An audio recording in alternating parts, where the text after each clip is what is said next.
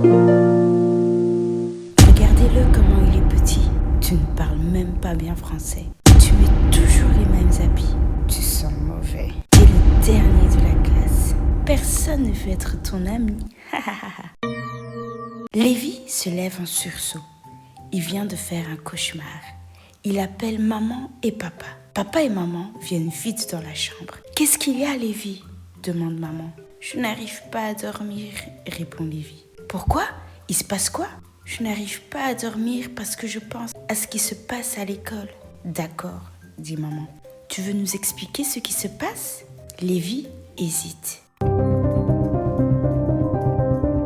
Maman lui dit qu'il peut tout leur dire et qu'ils vont l'écouter et l'aider comme ils peuvent. Lévi peut leur faire confiance. « D'accord, je vais tout vous dire, mais je peux avoir un verre de lait d'abord ?» Papa, maman et Lévi descendent. Ils prennent le verre de lait et vont se mettre sur le canapé au salon. Lévi raconte. « Il y a un nouveau garçon dans ma classe. Il s'appelle Pierre. Il habitait dans un autre pays avant et ne parle pas bien français. Le pauvre, il reste toujours dans son coin. Personne ne veut jouer avec lui parce qu'il sent mauvais et il met tous les jours les mêmes vêtements. Mais c'est pire parce que Simon, le grand frère de Louis, et ses amis se moquent tout le temps de lui. Quand ils le croisent dans le couloir, ils le poussent ou ils font des bruits bizarres. Quand ils le voient dans la cour de récré, ils lui jettent des pierres. Louis et les autres élèves de ma classe trouvent ça marrant et ils veulent même pas que je joue avec Pierre, sinon ils vont aussi me jeter des pierres. Et je pensais qu'ils étaient seulement méchants avec Pierre, mais apparemment, ils embêtent aussi la grande sœur de Pierre. Elle a leur âge, ils l'embêtent à l'école, mais aussi quand ils sont à la maison. Ils envoient des messages avec des insultes et des paroles blessantes. Ils font des montages avec ses photos et se moquent d'elle.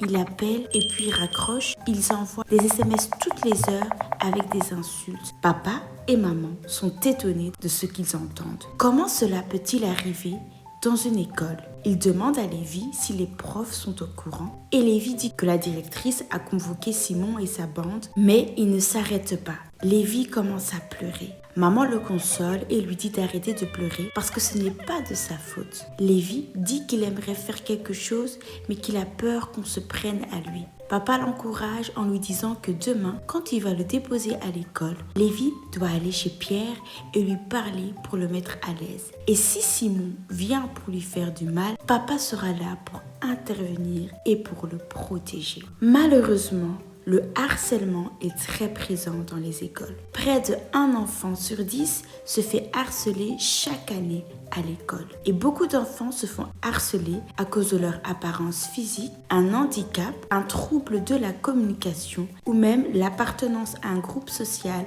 ou culturel. Et même des fois, à cause des centres d'intérêt différents. Ces caractéristiques ne sont pas des raisons valables pour faire du mal à une personne. Chaque personne a sa place dans une école, dans une classe et même sur les réseaux sociaux. Nous n'avons pas le droit d'isoler une personne sur base de sa couleur de peau, de son apparence ou de son handicap. Papa a prié, il a demandé à Dieu de donner la force à Lévi pour intervenir et parler à Pierre. Que Dieu lui donne le courage de faire face à Simon. Ils ont prié pour Simon pour qu'il comprenne que ce qu'il fait est mal et qu'il est sur terre pour faire du bien, pour aimer et pour partager l'amour autour de lui. Ils sont tous partis dormir.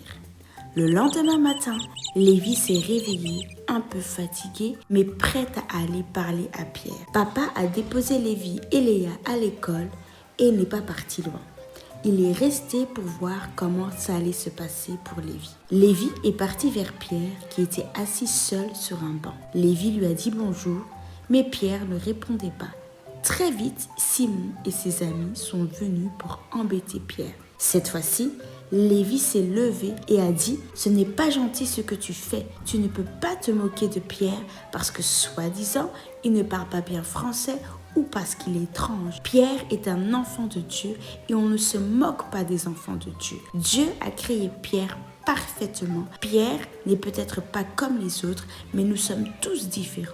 Et c'est une bonne chose. Ce n'est pas bien de dire du mal d'une personne parce qu'on lui fait de la peine et on l'isole.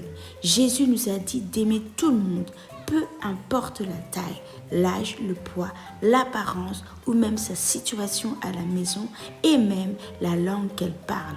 Et quand on aime une personne, on ne lui fait pas de mal, on ne lui dit pas des paroles blessantes. Lévi se tourne vers Pierre et lui dit de ne pas croire ce que Simon dit. Il est une personne merveilleuse et excellente. Il a été créé à l'image de Dieu et personne n'a le droit de le limiter ou de le mettre à l'écart et de dire qu'on n'est pas assez beau ou belle, fort ou forte. Simon et ses amis ont laissé tomber et sont partis autre part. Papa est rentré à la maison et après l'école, papa est revenu chercher les enfants. Une fois à la maison, Lévi explique qu'il a passé toute la journée avec Pierre et que même Louis et les autres ont joué avec eux. Simon n'est plus venu les embêter et il aurait aussi arrêté de poster des photos sur la sœur de Pierre. Avant de dormir, Lévi a prié pour Simon, Pierre et la sœur de Pierre et après, il s'est endormi.